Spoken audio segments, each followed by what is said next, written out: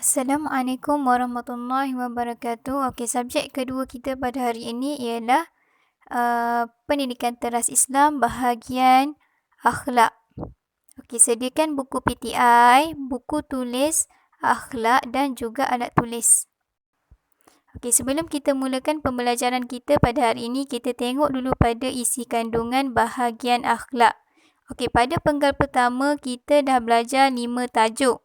Iaitu pelajaran pertama berjimat cermat, pelajaran kedua sifat taat, pelajaran ketiga sifat menegakkan kebenaran, pelajaran keempat sifat amanah, pelajaran kelima sifat suka menjaga kebersihan. Okey, hari ini kita nak sambung bahagian akhlak, iaitu tajuknya ikhlas di dalam amalan pada muka surat 101.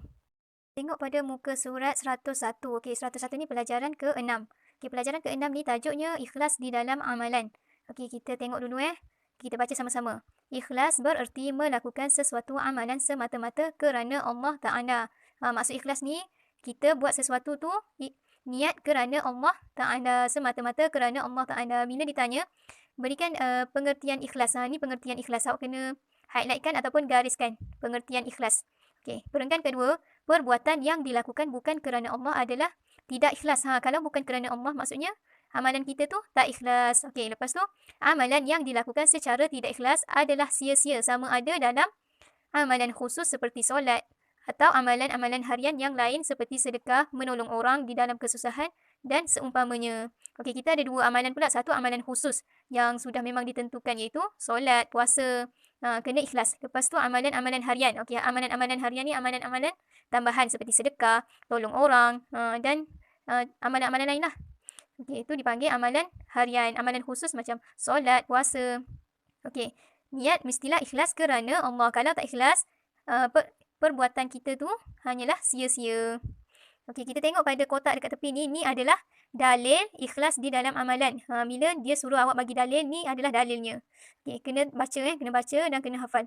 Wa ma umiru illa liya'budullaha mukhlishina lahuddin hunafa'a wa yuqimus shalah wa yu'tuz zakah wa dzalika dinul qayyimah. Okey, terjemahannya, dan tiadalah mereka itu diperintahkan melainkan supaya mereka menyembah Allah dalam keadaan mengikhlaskan agama kepadanya secara lurus serta mendirikan solat dan memberikan zakat, dan itulah dia agama yang betul. Ini adalah dalil ikhlas. Okey, dalam surah Al-Bayyinah ayat 5.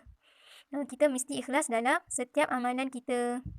Tengok pula pada muka surat 102. Okey, kita tengok pekerjaan yang ikhlas akan mendapat keredaan Allah. Hanya pekerjaan yang ikhlas atau amalan yang ikhlas sahaja akan mendapat keredaan Allah. Rasulullah SAW pernah bersabda, okey, Innallaha azza wa jalla la yaqbal minal amali illa ma kana lahu khalisan wa bataghiya bihi wajhuhu. Okey, terjemahan dia, sesungguhnya Allah azza wa jalla tidak akan menerima sesuatu amalan melainkan apa yang ikhlas kepadanya dan yang ditujukan hanya untuknya. Nabi pernah bersabda, dia bagi tahu bahawa Allah ni hanya akan menerima amalan yang ikhlas kerananya sahaja dan ditujukan hanya untuknya. Amalan yang ikhlas semata-mata kerana Allah sahaja yang diterima. Okey, lepas tu kita tengok kebaikan bersifat ikhlas. Okey, yang pertama, ikhlas akan menjauhkan diri kita daripada amalan-amalan yang tidak baik. Yang kedua, pekerjaan yang ikhlas akan mendapat ganjaran pahala daripada Allah. Okey, kalau kita ikhlas, kita akan dapat pahala. Okey, yang ketiga, amalan yang ikhlas akan memberikan ketenangan di dalam hidup. Kalau kita buat benda tu dengan ikhlas kerana Allah, kita akan dapat ketenangan dalam hidup ni. Okey, yang keempat, ikhlas juga menjauhkan diri kita daripada bersifat megah atau besar diri. Kalau kita ada sifat ikhlas buat dalam sesuatu amalan tu, kita akan terhindar daripada sifat suka bermegah, sifat sombong atau besar diri. Rasa diri tu bagus, diri tu baik. Okey, yang kelima, amalan ikhlas dapat melahirkan individu dan masyarakat penyayang dan berbudi pekerti mulia. Akan melahirkan masyarakat yang penyayang, yang baik akhlaknya. Okey, kita tengok apa yang kakak baju kurung ni bagi tahu. Segala amalan hendaklah dilakukan dengan ikhlas, sama ada pada diri sendiri, keluarga atau masyarakat. Amalan kita tu terdiri daripada 3 pula. Kepada diri sendiri, keluarga, masyarakat. Okey. Tengok pula pada muka surat 103. Okey, apa tu ikhlas kepada diri sendiri? Okey, ikhlas kepada diri sendiri yang pertama, berpakaian menutup aurat kerana Allah. Tu maksudnya kita ikhlas kepada diri sendiri. Kita kena tutup aurat. Kenapa kena tutup aurat? sebab tu adalah perintah Allah Subhanahu Wa Taala. Okey, yang kedua, beribadah semata-mata kerana Allah, bukan kerana kepentingan dunia. Kita buat amalan mestilah kerana Allah, bukan kerana nak balasan dunia. Okey, yang ketiga, memberi pendapat dengan ikhlas dan jujur apabila diminta. Bila kita diminta beri nasihat, beri pendapat, kita kena beri pendapat yang jujur. Bukannya bohong, bukannya menipu. Kita kena bagi tahu benda yang betul. Okey, lepas tu kita tengok pula macam mana ikhlas kepada keluarga ni pula. Okey, yang pertama, membantu keluarga dengan hati yang tulus ikhlas. Kita mesti bantu keluarga kalau ada keluarga yang susah ke, yang memerlukan bantuan, pertolongan, kita kena tolong dengan hati yang tulus. Okey, yang kedua, merapatkan hubungan kemesraan dalam keluarga dengan penuh tanggungjawab. Kita mesti ada hubungan yang baik, hubungan yang mesra dengan keluarga, dengan ahli-ahli keluarga kita. Dan juga kena bertanggungjawab.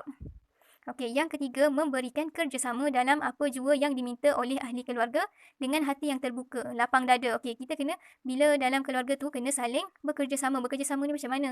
Kena tolong menolong, bantu membantu. Kakak tolong adik, adik tolong kakak, tolong abang.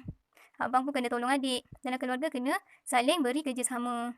Pada muka surat 104. Okey, 104 ni ikhlas kepada masyarakat. Okey, kepada masyarakat pula, yang pertama, menolong masyarakat yang susah dengan ikhlas kerana Allah. Tolong masyarakat pun kena ikhlas. Masyarakat tu siapa? Masyarakat tu orang sekeliling kita. Selain daripada keluarga, selain daripada diri sendiri, itu adalah masyarakat. Okey, yang kedua, menjaga ketenteraman masyarakat daripada pelbagai ancaman penyakit sosial seperti dadah, maksiat, kecurian dan sebagainya. Kena beri ketenteraman. Jangan buat benda-benda tak elok. Contohnya bermaksiat, mencuri, merompak dan sebagainya lah. Yang ketiga, kita hendaklah amanah dalam melaksanakan tanggungjawab itu dengan ikhlas kerana Allah. Kita kena bertanggungjawab, kena laksanakan amanah, jaga masyarakat tu dengan ikhlas. Ikhlas kerana Allah Ta'ala. Okey, kita tengok pada latihan. Okey, latihan yang pertama, soalannya, tuliskan pengertian ikhlas dan dalil. Okey, pengertian tu dah ada pada muka surat 101. Okey, pada perenggan pertama tu, Ustazah dah sebut tadi, ikhlas tu maksudnya apa?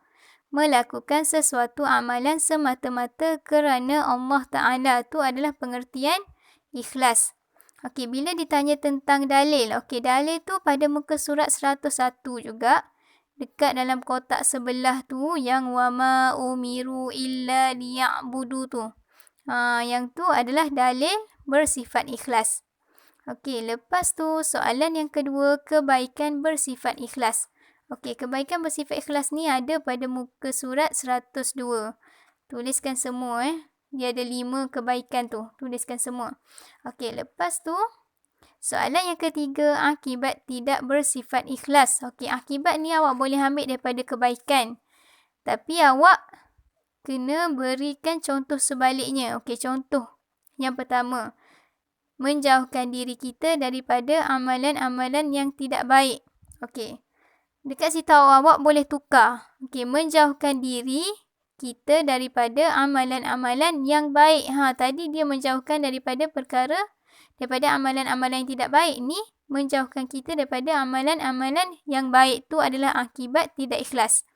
Okey. Lepas tu, tidak mendapat ganjaran pahala daripada Allah. Okey. Awak buatlah. Mendapat balasan dosa daripada Allah Ta'ala. Itu. Lepas tu, awak boleh buat sendiri.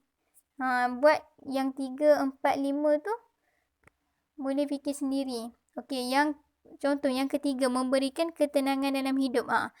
Tu memberikan ketenangan. Kalau sebaliknya, tidak mendapat ketenangan dalam hidup.